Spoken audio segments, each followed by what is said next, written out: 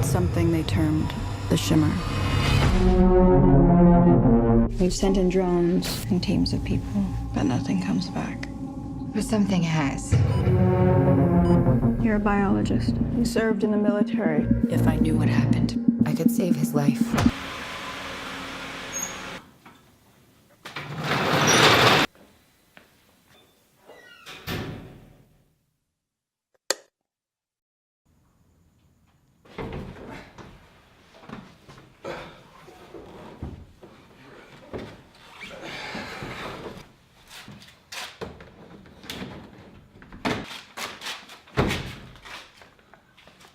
This is a perfectly good burger. Like, this looks like a good burger to me. I can't understand. I found this in the dustbin. Why would somebody take one bite out of a perfectly good burger and then just toss the rest aside, straight to Netflix? I mean, straight in the bin. And there's even chips in here. It's a veggie burger, though. And it's hot. Annihilation is directed by Alex Garland. He's the same guy who did Ex Machina. It came out here in South Africa on Netflix on a Monday, which is weird. All it's about is this biology professor named Lena. She's played by Natalie Portman. And she gets recruited to go onto this mission into this weird alien phenomenon with a team of other people. The goal is to find the source, the middle, figure out exactly what that is and what it's doing. I want to start out by saying this is exactly my kind of movie. It's the best kind of sci-fi, which is like a sci-fi that's kind of a thought experiment. It's technically a sci-fi horror, though the strongest elements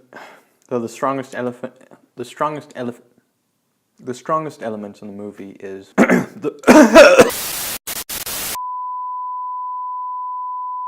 It's really more of a scientific expedition than a full-on horror. It is quite horrifying, but I think most of the horror comes out of not knowing exactly what the characters are facing and not quite understanding what's going on.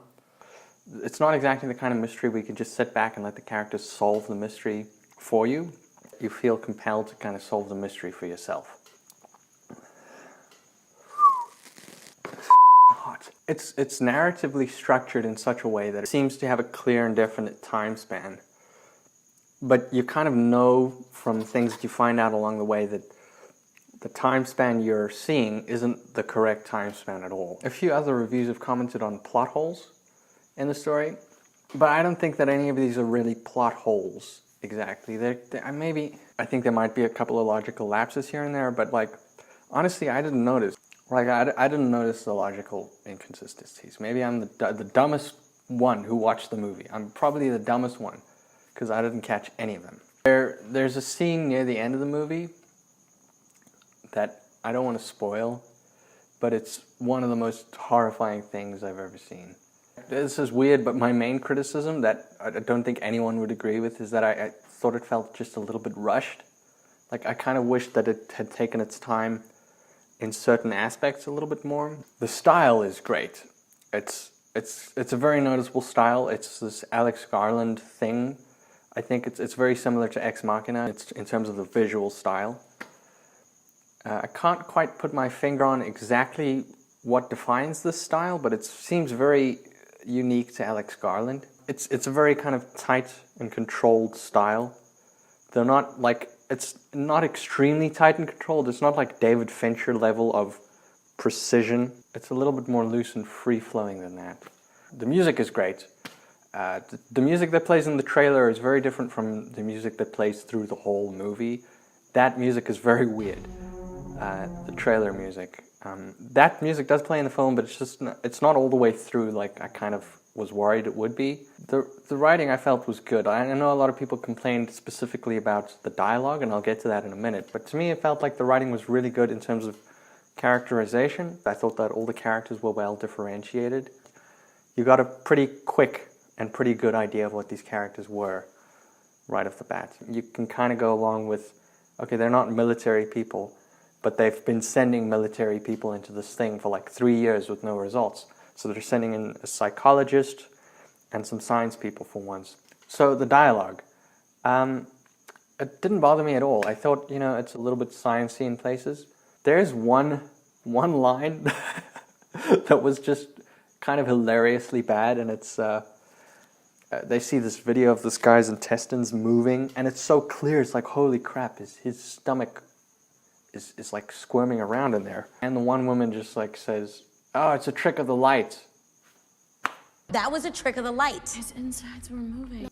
It's kind of dumb, but it didn't really take me out of the movie. I kind of, even though it's a really dumb thing to say, I kind of bought it coming from that character in that moment, because she's kind of the weakest of the bunch. She's the most fragile of the whole group. It didn't take me out of the movie. The acting.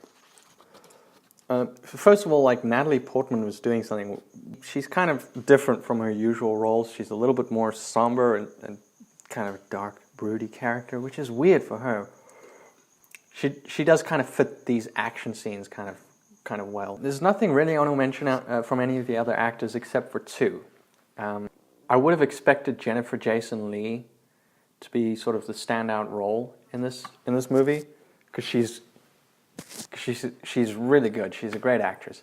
But actually, for me, the standout role in this thing was Tessa Thompson playing Josie. That was a bit of a surprise for me, because, you know, I'm used to this actress. I've seen her quite a lot in other movies. But I think she's kind of gotten typecast to a certain kind of character. She always plays characters that are kind of extroverted and confident, and they're like not at all afraid of confrontation. They'll like take charge of the situation and whatever, like, you know, ballsy kind of characters.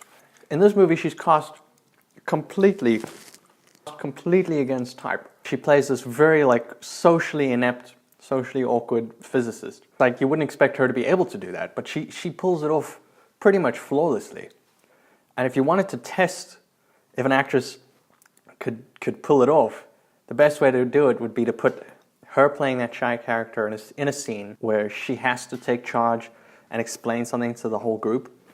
And there are a couple of scenes in there where she has to do that, even though she's not up to it. The test would be to see if she does it the same as Tessa Thompson from any other movie, or if she takes a new approach that's unique to this character.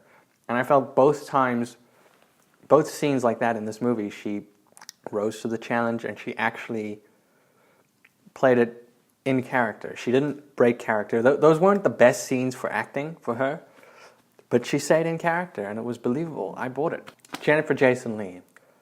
She is a great actress, and I felt that she was kind of underused in this.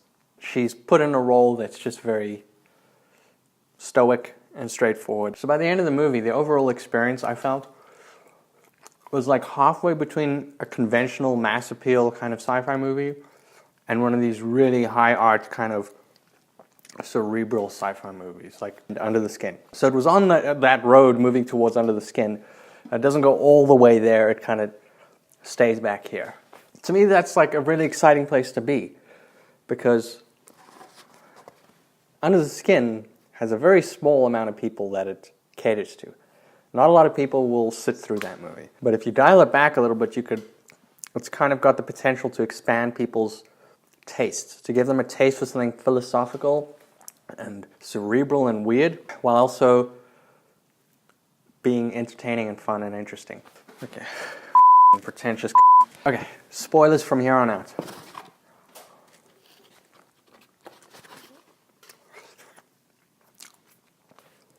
Whoa, this thing is hot. It's very satisfying by the end. But it leaves things unresolved enough to keep you thinking about it. Most of the film has kind of the appearance of being logical and straightforward, and then by the end, things get extremely convoluted. By the end, it turns kind of dreamy, and it's a little bit less straightforward. I think the key to interpreting this movie is specifically the scene between Lena and Ventress. They're doing a lookout, and they have this little conversation, and they talk about biology versus psychology. And Ventress brings up this thing about the need for a kind of self-destruction, and how that's different to suicide, and it's kind of more, it's not based in psychology, it's based almost in biology. It's like an impulse to just self-destruct in some sense. And I felt like that was very poignant, because the entire movie is about the biology element. And so a couple of these things led me to think that the ending was not 100% literal, that it might have been just a purely metaphorical thing that happened. So I can't say. I think it's literal, but it would make sense to me if somebody made the argument that the ending is just pure metaphor. What do you guys think? Do you think it's literal? Do you think it's 100% metaphorical? Or do you think it's like some kind of weird mix of the two somehow? I think the main question that's worth thinking about once you get to the end of this movie is, what is that thing's motivation? Like, honestly, is that thing evil? Is this just a story about people coming into contact with something that they cannot understand, that they will just never be able to comprehend? Is it a conscious thing from another planet that's trying to terraform? Is it kind of unconscious and just unconsciously messing with genomes? What is the motivation for this thing? This is something that I really like about the movie, is that it doesn't answer the question for you, but it also doesn't leave it completely open. This is not a totally open-ended question. There's more than enough information in the movie for anyone to be able to formulate their own theory about this thing's motivation. There's an answer that you can figure out, but you have to kind of formulate your own theory. So I don't know, let me know if you have any theories.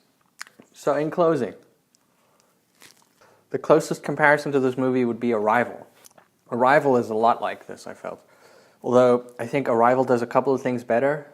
I think it opens better. The opening third of the movie is extremely strong compared to this movie. And it's better paced throughout the film. But this film does some things better. It's like Arrival had this very sentimental, over-emotional thing. Like there's a lot of forced emotion in that movie, I felt, and it just didn't work for me. And this movie has emotional scenes as well, but it's dealt with in a much more believable way. I felt like this actually connected with me, the emotional stuff in this. Whereas Arrival was very weak. It made me cringe, actually, in those scenes. So Annihilation is much better at dealing with emotions. I wonder if this story would have played out better, if it would have played out better in a different medium. I'm imagining how cool this would have been as a video game instead of a movie.